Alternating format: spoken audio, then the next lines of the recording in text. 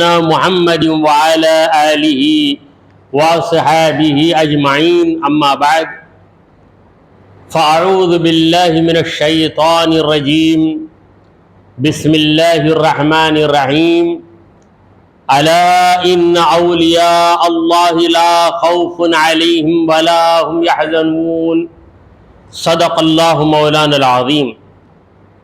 حاضرین محفل، السلام علیکم ورحمۃ اللہ وبرکاتہ۔ اللہ رب العزت جل وعلا کا ہم پر بے پناہ کرم ہے کہ اس نے ہمیں آقائے نامدار احمد مختار مدنی تاجدار دونوں جہاں کے سردار حضرت محمد مصطفیٰ رسول خدا صلی اللہ تعالی علیہ وآلہ وسلم کی بابرکت امت میں پیدا فرمایا، اور کرم بالائے کرم یہ کہ اس نے ہمیں اس کے محبوبین اور اس کے اولیاء کے چاہنے والوں میں پیدا کیا۔ حضرات محترم، ایک اللہ والے کی زندگی میں جو چیز ہمیں خصوصی طور پر نظر آتی ہے وہ ہے اللہ کی محبت اور اللہ کی یاد۔ یہ ایک ولی کے دو لازمی صفتیں، اللہ کی محبت ہو اور اللہ تبارک و تعالیٰ کی یاد۔ حضرات گرامی، ایک شاعر عرض کرتا ہے، ہرگز نہ میرد آنکھ دلش زندہ شد بعشق، سبتست بر جرید عالم دوام ماں۔ یعنی جس کے دل میں اللہ تبارک و تعالیٰ کی محبت ہوگی وہ شخص کبھی مرتا نہیں، وہ شخص کبھی مرتا نہیں، بلکہ اسے ایسی زندگی ملتی ہے کہ پوری دنیا میں اس کا نام باقی رہ جاتا ہے۔ قرآن مجید میں اللہ تعالیٰ فرماتا ہے فَاذْكُرُونِي أَذْكُرُكُمْ، تم میرا ذکر کرو میں تمہارا ذکر کروں گا۔ جب بندہ رب کا ذکر کرتا ہے تو رب بندے کا ذکر کرتا ہے۔ تو جو ولی اللہ تبارک و تعالیٰ کے ذکر میں اپنی پوری زندگی گزار دیتا ہے اور اللہ کے غافل بندوں کو اللہ کی یاد میں لگا دیتا ہے، تو پروردگار عالم اس بندے کو ایسا انعام دیتا ہے کہ اس بندے کی یاد کو دنیا میں قائم کر دیتا ہے۔ دنیا میں بڑے بڑے بادشاہ پیدا ہوئے، بڑے بڑے حکمران پیدا ہوئے، آج ان کو یاد کرنے والا کون ہے؟ اگر یاد بھی کرے گا تو بس ایک تاریخی انسان کے نام سے یاد کر لے گا۔ مگر جو اولیاء کرام ہیں وہ اس دنیا سے رخصت ہوئے کئی 100 برس گزر گئے، مگر آج بھی ان کو یاد کرنے والے بھی باقی ہیں، ان کو چاہنے والے بھی باقی ہیں۔ ہمارے غوث پاک رضی اللہ تعالیٰ عنہ کی وفات کب ہوئی؟ تب سے لے کر آج تک تقریباً 1000 برس ہو گئے۔ آج بھی حضرت غوث پاک رضی اللہ تعالیٰ عنہ کے چاہنے والے بلکہ دل و جان سے آپ پر فدا ہونے والے موجود ہیں۔ غوث پاک کی ولادت کب ہوئی اور وفات کب ہوئی، اس کے بارے میں عربی شاعر عرض کرتا ہے کہ جاء بعشق ومات بکمال، یعنی عشق لے کر آئے اور کمال لے کر دنیا میں گئے۔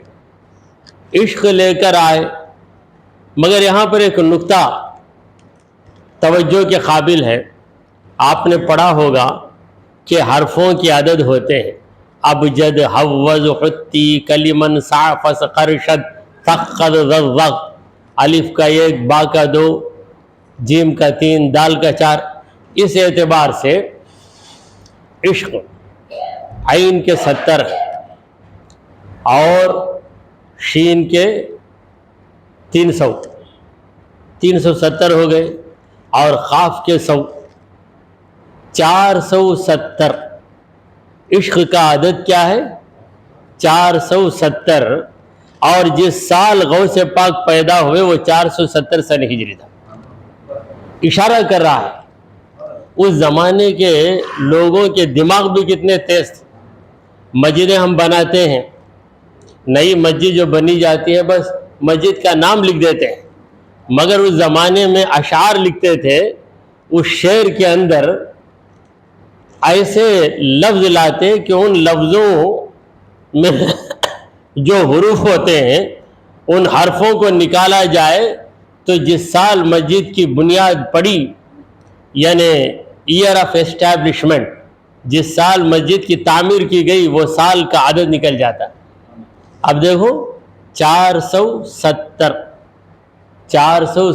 سن ہجری، یعنی نبی کریم صلی اللہ علیہ وسلم اور حضرت غوث العظم دستگیر جیلانی محبوب سبحانی رضی اللہ تعالیٰ عنہ کے درمیان 5 صدیوں کا فاصلہ ہے۔ صدی 400 ایک ہوتے اسے ہم چوتھی صدی نہیں بولیں گے، 5ویں صدی بولیں۔ اب جو ہے 2024 چل رہا ہے، یہ 20ویں صدی ہے یا 21ویں صدی ہے؟ یہ 21ویں صدی کہیں گے۔ یہ 21ویں صدی کس حساب سے؟ سورج کے حساب سے، مگر ہم بولتے انگریزی کے حساب سے۔ انگریز پیدا ہونے کے پہلے سے سورج ہے۔ میں اسی لیے کہتا ہوں کہ دونوں کیلنڈر ہمارے، جنوری فروری مارچ بھی ہمارا کیلنڈر، محرم صفر ربیع الاول بھی ہمارا کیلنڈر، اس لیے کہ ہم جو عید مناتے ہیں اور خاص راتیں مناتے ہیں یہ لونر کیلنڈر، چاند کا کیلنڈر دیکھ کر، یعنی محرم صفر ربیع الاول، محرم کی 10ویں تاریخ کو عاشوراء ہے، ربیع الاول کی 12ویں تاریخ کو میلاد النبی ہے، اور رمضان کا مہینہ، شعبان کا مہینہ۔ مگر نماز کے جو اوقات ہیں، فجر کا وقت کب، یہ محرم نہیں دیکھیں گے، ہم جنوری ہی دیکھیں گے۔ اوقات الصلاۃ کا ہے نا ٹیبل، وہاں محرم صفر آئے گا آپ کو، جنوری فروری ہی آئے گا۔ جنوری سے دسمبر تک دنیا بھر کے کیلنڈروں میں جا کر آپ دیکھیں گے تو چاند کی تاریخ نہیں وہاں پر، کیونکہ چاند کے حساب سے موسم نہیں بدلتا، سورج کے حساب سے موسم بدلتا ہے۔ طلوع آفتاب، زوال آفتاب، غروب آفتاب، پھر اس کے بعد سحر کا وقت، عشاء کا وقت کب شروع ہوتا ہے، یہ سب اوقات کہاں آپ کو پتہ چلیں گے؟ جسے ہم انگریزی کیلنڈر بولتے ہیں۔ انگریزی کیوں ہو گیا؟ خواہ مخواہ اس بیچارے کو بڑا درجہ ہم نے دے دیا، انگریزی کیلنڈر، انگریزی۔ وہ بھی ہمارا ایک کیلنڈر ہے، ہماری مسجد میں وہی کیلنڈر ہے نماز کے اوقات کے لیے۔ آپ سحری کرتے ہیں، افطاری کرتے ہیں، کس حساب سے کرتے ہیں؟ ہجری حساب سے نہیں کر سکتے آپ۔ یہی اس کو کہتے ہیں شمسی مہینے، اور اس کو کہتے ہیں قمری مہینے۔ شمسی مہینے یعنی سولر کیلنڈر، قمری مہینے لونر کیلنڈر۔ اللہ فرماتے ہیں الشمس والقمر بحسبان، سورج اور چاند دونوں حساب سے چل رہے ہیں، یعنی سورج کا کیلنڈر بھی فالو کرو وقتوں کے جاننے کے لیے، اور چاند کا کیلنڈر فالو کرو دنوں اور راتوں کو جاننے کے لیے۔ بے حسبان، دونوں حساب سے چل رہے ہیں۔ عجیب معاملہ قدرت کا یہ ہے کہ کبھی بارش زیادہ ہوتی ہے، گرمی کے موسم میں بارش ہوتی ہے، بارش ہو یا طوفان آئے سورج اسی وقت نکلتا ہے جب نکلنا ہے اس کو۔ بارش کا موسم ذرا دیر سے نکلتا ہے کیا سورج؟ مئی کے مہینے میں کتنی بھی بارش پڑ جائے سورج جلدی ہی نکلے گا۔ جنوری کے مہینے میں کتنی گرمی بھی پڑے سورج دیر سے ہی نکلے گا۔ اللہ تعالیٰ نے ان دونوں کو حکم دے، دونوں خدا کی مخلوق ہیں، سورج بھی خدا کی مخلوق اور چاند بھی خدا کی مخلوق ہے۔ تو بہرحال میں عرض کر رہا تھا کہ اللہ والوں کی زندگی میں 2 چیزیں نمایاں ہوتی ہیں، اللہ کی محبت اور اللہ کی یاد. محبت اور یاد دونوں ایک دوسرے سے ملے ہوئے. جس کی محبت آپ کے دل میں ہوگی اسی کی یاد آپ کریں. رابعۃ البصریہ رحمۃ اللہ علیہا کے پاس چند لوگ گئے, بیٹھ کر دنیا کا ذکر کرنے لگے. یعنی دنیا بہت بری چیز ہے, دنیا میں پھنسنے والا ایسا ہے ویسا ہے. تو رابعۃ البصریہ نے کہا کہ تمہارے دلوں میں دنیا کی محبت ہے. یہ لوگ بولے ہم تو دنیا کی برائی بیان کر رہے ہیں. برائی ایک بار بیان کریں تو ٹھیک ہے, بار بار دنیا دنیا, اللہ کا لفظ تمہارے منہ میں نہیں آ رہا, صرف دنیا ہی کا ذکر ہے. تو اس سے معلوم ہو رہا ہے کہ دنیا کی بہت زیادہ محبت تمہارے دلوں میں ہے. تو جس چیز کی محبت دل میں ہوتی ہے اسی کا نام زبان پہ آتا ہے. ویسے بھی حدیث ہے کہ من احب شیئا اکثر ذکرا, جو کسی چیز سے محبت کرتا ہے اس کا ذکر بہت زیادہ کرتا ہے. اللہ سے محبت ہو تو اللہ کا ذکر زیادہ ہو جاتا ہے. تو پروردگار عالم اپنے اولیاء کا بھرم رکھ لیتا ہے, دنیا میں بھی رکھتا ہے اور آخرت میں بھی رکھتا ہے. ہمارے غوث پاک رضی اللہ تعالی عنہ کو پروردگار عالم نے دین کے لیے چن لیا. آپ کا نام ہے عبد القادر. عبد القادر, قادر کا بندہ. بعض لوگ عبد القادر بھی کہتے ہیں مگر دال کو زبر نہیں آتی, دال کو زیر ہی آنا چاہیے. قادر قدرت سے اس میں فاعل ہے. قادر کے معنی قدرت والا. اللہ تعالیٰ قادر ہے, قدرت والے رب کا بندہ عبد القادر. مگر آپ کے کئی القاب ہیں. ایک لقب ہے محیی الدین. محیی الدین یعنی دین کو زندہ کرنے والا. ہمارے نبی کریم صلی اللہ تعالی علیہ وآلہ وسلم نے فرمایا کہ یبعث اللہ علی راس کل مئۃ سنۃ من یجدد, یبعث اللہ علی ہذہ الامۃ علی کل راس مئۃ سنۃ من یجدد لہا دینا. یعنی اللہ تبارک و تعالی ہر 100 برس میں ایک ایسے عالم کو پیدا کرتا ہے جو دین کی تجدید کرتا ہے. اسے کہتے ہیں مجدد. مجدد کا معنی دین میں تجدید کرنا. تجدید کا معنی کیا ہے؟ تازگی پیدا کرنا. کوئی چیز باسی ہو جائے تو ہم کیا کرتے ہیں؟ رات کو بریانی بنی, صبح اسے تازہ بنانا تو کیا کرتے ہیں ہم؟ گرم کر دیتے. گرم کر دے تازہ ہو جاتا. تو اسی طرح ایمان ٹھنڈا ہو گیا دلوں میں, لوگوں کے دلوں میں ایمان ٹھنڈا ہو گیا. غوث پاک نے اس میں گرمی چڑھائی, اب ایمان تازہ ہو گیا. تو یہ معنی ہے مجدد کا. مجدد الف ثانی بہت مشہور ہے ہندوستان کے, جن کا مزار ہے سر ہند میں. مجدد الف ثانی. ہمارے غوث پاک رضی اللہ تعالیٰ عنہ بھی مجدد, مجددوں کے سردار, اور آپ کا لقب ہے محیی الدین, دین کو زندہ کرنے والا. یہ لقب لوگوں میں مشہور ہو گیا. لوگ آپ کو یا محیی الدین یا محیی الدین پکارنے لگے. بعض مریدوں کو خیال آیا کہ حضرت سے پوچھیں کہ یہ لقب آپ کو کس نے دیا, کب سے اس لقب کی شروعات ہوئی. کیونکہ لقب جسے ہم ٹائٹل کہتے ہیں, ٹائٹل لقب, یہ کوئی نہ کوئی دیتا ہے.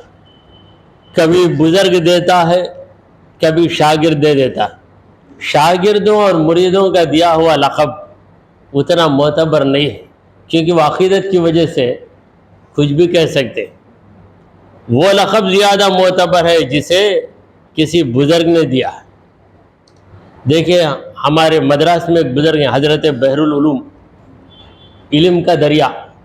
یہ لقب حضرت بحر العلوم کی کسی شاگرد نے نہیں دیا, بلکہ ان کے برابر درجے والے ایک بزرگ تھے شاہ عبد العزیز محدث دہلوی رحمۃ اللہ, انہوں نے یہ لقب دیا. لہذا یہ لقب اپنے اندر وزن رکھتا ہے. چھوٹے ہم کو کیا بھی کہہ سکتے ہیں, بڑا کہہ دے تو اس کے اندر وزن آ جاتا ہے۔ تو غوث پاک کو یہ لقب کس نے دیا؟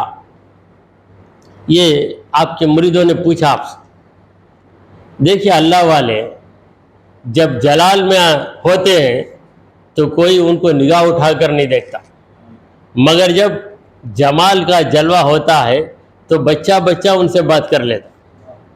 تو غوث پاک سے کسی نے پوچھا کہ آپ کو یہ محی الدین کا لقب کیسے ملا؟ محی الدین کہنے والے اس کو ذرا تلفظ بگڑ کر محی الدین بھی کہتے ہیں، محی الدین بھی کہتے ہیں۔ بہرحال یہ بیان کی محفل ہے، علم کی محفل ہے، تو محی کا معنی زندہ کرنے والا، محی الدین دین کو زندہ کرنے والا۔ تو آپ نے کہا کہ ایسا ہے کہ میں ایک بار آ رہا تھا، میں مسجد کے پاس آیا تو میں نے دیکھا کہ مسجد کے باہر چند لوگ کھڑے ہوئے جن کو کبھی میں نے نہیں دیکھا، بہترین لباس کے اندر سفید کپڑے پہنے ہوئے۔ جب میں آیا تو مجھے دیکھ کر انہوں نے کہا یا محی الدین، یا محی الدین۔ یہ لوگ محلے کے لوگ نہیں، کہاں سے آئے پتہ نہیں، یقیناً وہ خدا کے فرشتے ہی ہوں گے۔ تو انہوں نے مجھے کہا یا محی الدین، یا محی الدین۔ پھر میں مسجد میں آیا تو مجھے بیان کے لیے بٹھا دیا گیا۔ تو چند لوگوں نے محی الدین کہا، ان کو سن کر دوسروں نے کہا، دوسروں کو دیکھ کر اور چند لوگوں نے کہا، ایسے ہوتے ہوتے یہ لقب عام ہو گیا۔ یہ کسی انسان کا دیا گیا لقب نہیں ہے، بلکہ رب کی جانب سے دیا گیا لقب، غیب سے انتظام ہوا ہے۔ تو غوث پاک رضی اللہ تعالیٰ عنہ عجمی عربی، عرب کا رہنے والا عربی، اور غوث پاک چونکہ ایران کے رہنے والے تھے جہاں فارسی زبان بولی جاتی تھی، لہٰذا آپ عجمی ہیں۔ ایک عجمی انسان عربوں کے سامنے عربی میں بیان کرنا چاہے تو واقعی یہ دقت کی بات ہے۔ تو غوث پاک کہتے ہیں کہ مجھے جب منبر پہ بٹھا دیا گیا بیان کرنے کے لیے تو میں کچھ دیر پریشان رہا کہ یہ عرب کے باشندے عربی زبان میں نہائے ہوئے میں ان کے سامنے تقریر کروں گا تو کیسے کروں گا؟ اور پھر پہلی بار بیان کے لیے بیٹھ گئے، ایسا نہیں کہ کسی انتظامیہ نے بلا کر ان کو بٹھایا یا کسی کمیٹی نے بلا کر انہیں بٹھایا، کون بٹھائے پتہ نہیں، چند لوگ آئے کہا کہ بیٹھو بیان کرو، جنہوں نے یا محی الدین یا محی الدین کہا انہوں نے بٹھا دیا، بیٹھ گئے آپ۔ اب بیان کرنے سے پہلے کچھ گھبراہٹ ہوئی، یہ بشری تقاضا ہے، ایک نیا کام سامنے آتا ہے تو کچھ گھبراہٹ ہوتی ہے، تو کچھ گھبراہٹ ہوئی اور اسی میں ایک غشی طاری ہو گئی، حضرت غوث پاک پر غشی طاری ہو گئی۔ آپ دیکھتے ہیں کہ سرکار دو عالم صلی اللہ علیہ وسلم آپ کے خواب میں آئے، بیٹھے ہوئے ہیں، آنکھ بند ہے،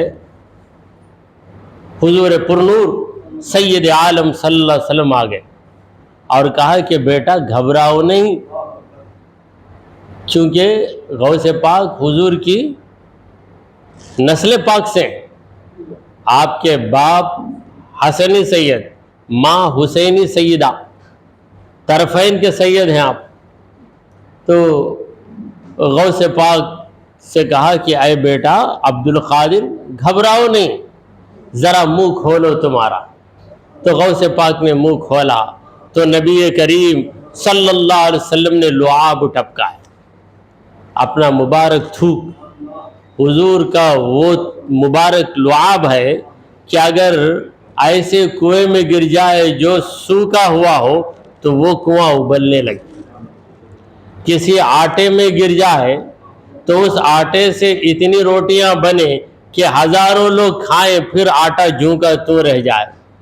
وہ مبارک لعاب ہے کہ اگر سالن میں گر جائے تو پھر وہ سالن ہزاروں لوگ کھائیں پھر ہانڈی میں سالن جوں کا توں باقی رہ جائے۔ یہ وہ مبارک لعاب ہے کہ آنکھوں میں لگ جائے علی کے تو شفا بن جائے۔ یہ وہ مبارک لعاب ہے کہ صدیق اکبر کے انگوٹھے میں لگ جائے تو انہیں شفا مل جائے۔ وہ مبارک لعاب سرکار دو عالم صلی اللہ علیہ وسلم نے ٹپکایا 7 مرتبہ، پھر رخصت ہو گئے۔ پھر حضرت علی رضی اللہ تعالیٰ عنہ تشریف لائے۔ یہ خواب کا عالم ہے۔ لوگ دیکھ رہے ہیں کہ غوث پاک بیٹھے ہوئے ہیں، آنکھ بند ہے، مگر اندر کیا کیا کرشمے چل رہے ہیں۔ تو حضرت علی رضی اللہ تعالیٰ عنہ تشریف لائے اور کہا کہ بیٹا گھبراؤ نہیں، اپنا منہ کھول، کیونکہ اولاد نبی بھی ہے، اولاد علی بھی ہے۔ تو حضرت علی رضی اللہ تعالیٰ عنہ نے 6 مرتبہ لعاب ٹپکائے، 6 مرتبہ۔ تو غوث پاک نے عرض کی کہ اے میرے دادا جان، نبی کریم صلی اللہ علیہ وسلم نے 7 مرتبہ لعاب ٹپکایا، آپ بھی 7 مرتبہ ٹپکا دیں، بہتر ہے۔ تو حضرت علی رضی اللہ تعالیٰ عنہ نے کہا کہ اے عبد القادر، میں نے ادب کو اختیار کیا ہے، کسی بھی مرحلے میں ہم نبی کی برابری نہیں کر سکتے۔ آپ نے 7 بار ٹپکایا، میں نے 6 بار ٹپکایا۔ پھر آنکھ کھل گئی۔ اس کے بعد حضرت غوث پاک رضی اللہ تعالیٰ عنہ نے بیان کرنا شروع کیا۔ بیان میں ایسی عجیب و غریب باتیں ہونے لگیں کہ لوگ عش عش کرنے لگے۔ دن بدن مجمع بڑھنے لگا، ہزاروں کی تعداد میں لوگ جمع ہونے لگے، اور آپ کی آواز میں اللہ تعالیٰ نے ایک کمال دیا تھا۔ وہ کمال یہ کہ پہلی صف میں بیٹھنے والا جس طرح آپ کی آواز سنتا تھا، آخری صف میں بیٹھنے والا بھی اسی مقدار میں آواز سنتا تھا، یعنی آواز کی مقدار گھٹتی نہیں، وہی مقدار۔ سامنے والا بیٹھتا تو اسے آواز اونچی نہیں، اتنی ہی سنائی دیتی تھی۔ یہ آواز کی کرامت ہے۔ ہر جگہ ایسا نہیں ہو سکتا۔ اگر میں بیان کروں یہاں پر مائک کے بغیر کروں تو سامنے بیٹھنے والے سنیں گے، دور بیٹھنے والے اتنی صفائی سے نہیں سن سکیں گے۔ مگر غوث پاک رضی اللہ تعالیٰ عنہ کو اللہ تعالیٰ نے یہ کرامت دی، کیونکہ اللہ تعالیٰ آپ سے دین کا کام لینا چاہتا تھا۔ تو غوث پاک رضی اللہ تعالیٰ عنہ بیان کرتے تو بیان کے دوران بعض لوگوں کی روح قبض ہو جاتی تھی، یعنی اللہ تبارک و تعالیٰ کا خوف ایسے طاری ہو جاتا کہ کسی کی روح قبض ہو جاتی۔ اسی لیے آپ کے بیان کی محفل میں غسال بھی بیٹھتے تھے کہ فوراً جس کی روح قبض ہوئی اسے غسل دیں اور اس کے کفن کا انتظام کر دیں۔ اور 400 علماء کرام آپ کے بیانات کو لکھتے تھے۔ اللہ تبارک و تعالیٰ نے غوث پاک کو ایسا علم عطا فرمایا کہ ایک آیت کی آپ 40 تفسیریں کرتے تھے۔ ایک آیت کی 3 تفسیریں ہو سکتی ہیں، 4 کر سکتے ہیں کوئی، یعنی ایک ہی آیت اس کے الگ الگ توجیحات، ایک ہی آیت کے کئی مطالب بیان کرنا۔ تو غوث پاک ایک آیت کے 40 مطلب بیان کرتے تھے، اور لوگ جو سوچ کر آتے تھے حضرت غوث پاک اسی پر بیان کرتے تھے۔ لوگ حیران رہتے کہ ہمارے دل میں یہ خیال گزرا، غوث پاک اسی عنوان پر بیان فرما رہے ہیں۔ ایک بار ایسا ہوا کہ آپ کے بیان کی محفل میں ایک شخص آ گئے اور انہوں نے غوث پاک کو آزمانا چاہا کہ کس درجے کے ولی ہیں، ذرا دیکھیں، اور ان کے بارے میں ہم نے سنا ہے کہ جو خیال سامعین کے دل میں گزرتا ہے اسی عنوان پر ان کا بیان ہو جاتا ہے۔ تو آ کر بیٹھ گئے محفل میں، حسد کے بارے میں سوچا غوث پاک حسد کے بارے میں بیان کرنے لگے. پھر سوچا کہ ریاکاری کے بارے میں بولے تو بہتر ہے، ریاکاری کے بارے میں بولنے لگے. تو کئی عنوانات وہ سوچتے رہے، غوث پاک بیان کرتے رہے. بہت وقت گزر گیا. آخر غوث العظم نے کہا کہ بھائی اے فلاں، تم سوچنا بند کرو تاکہ میں بولنا بند کروں. تم سوچتے رہو گے، میں بولتا رہوں گا، لوگوں پہ کیا گزرے گا؟ لوگوں کی بھی ضرورتیں ہیں، ان کو بھی جانا ہے، اپنے اپنے کام دیکھنا ہے. لہٰذا تم سوچنا بند کر دو تاکہ ہم بولنا بند کریں. تو اس قدر غوث پاک کی کرامتیں بالکل نمایاں تھیں، چھپی چھپی کرامتیں نہیں تھیں، بالکل نمایاں کرامتیں تھیں.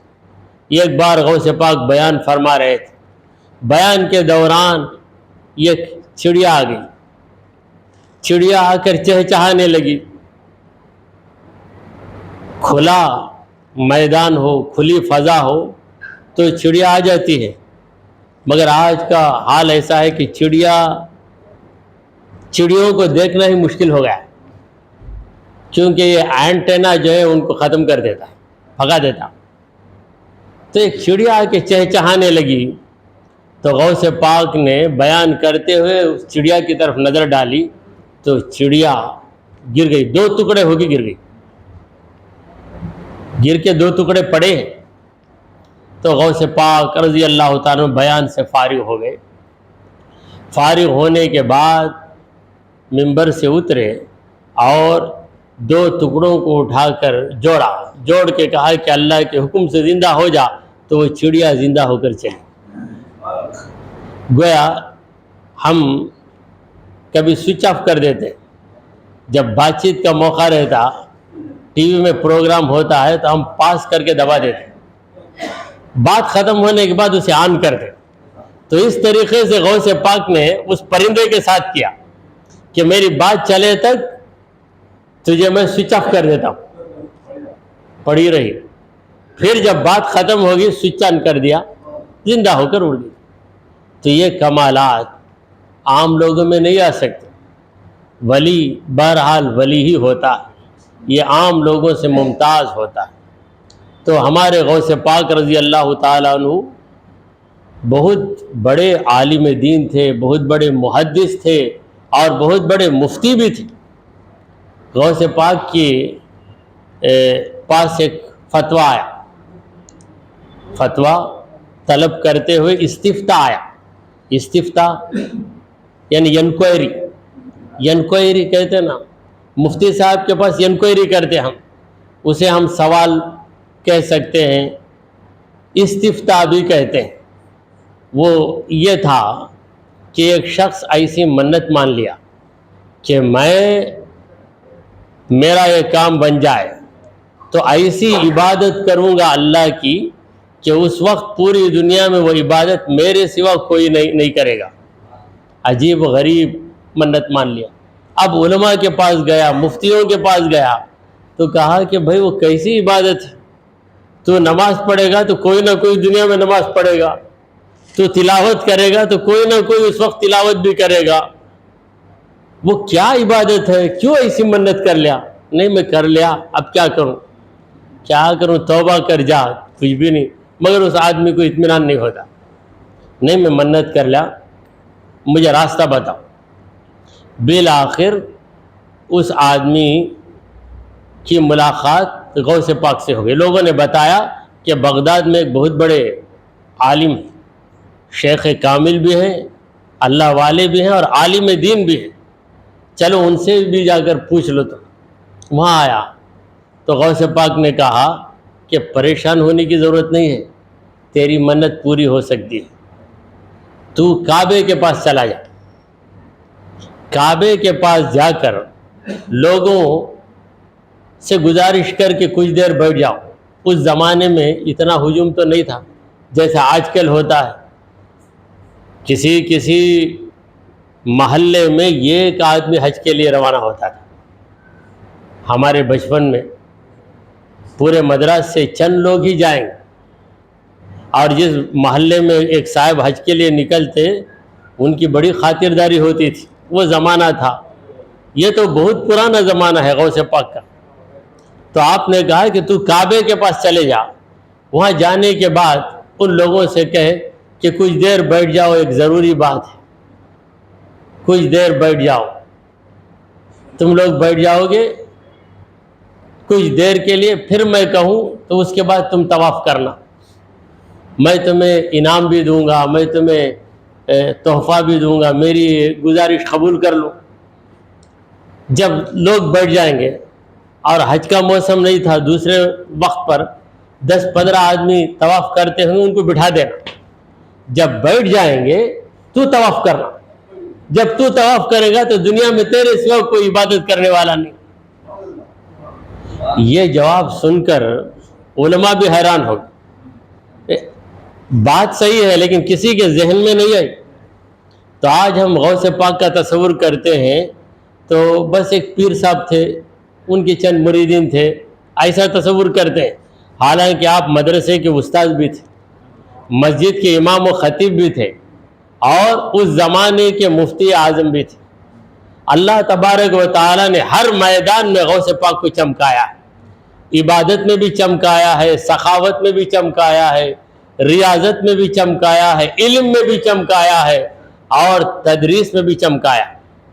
الحمدللہ اس مرتبہ جب ہم غوث پاک کے زیارت کے لیے گئے تو اس جگہ جانے کا موقع ملا جہاں ہمارے غوث پاک تعلیم دیتے تھے، وہ بطور یادگار ہے وہاں، اب بھی مدرسہ چل رہا ہے۔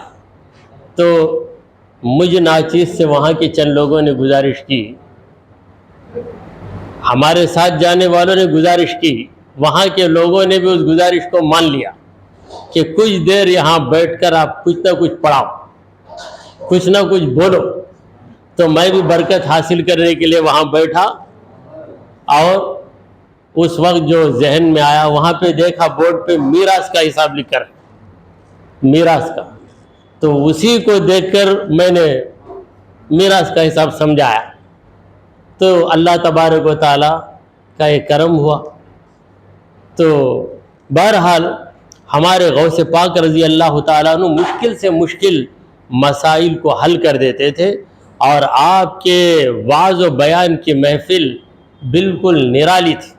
آپ کے بیان کی محفل میں ہر قسم کا آدمی آتا، بڑے سے بڑا گنہگار بھی آ جاتا، لیکن بیان کا ایسا اثر ہوتا کہ وہ توبہ کر کے نیک بن کر ہی محفل سے باہر نکلتا۔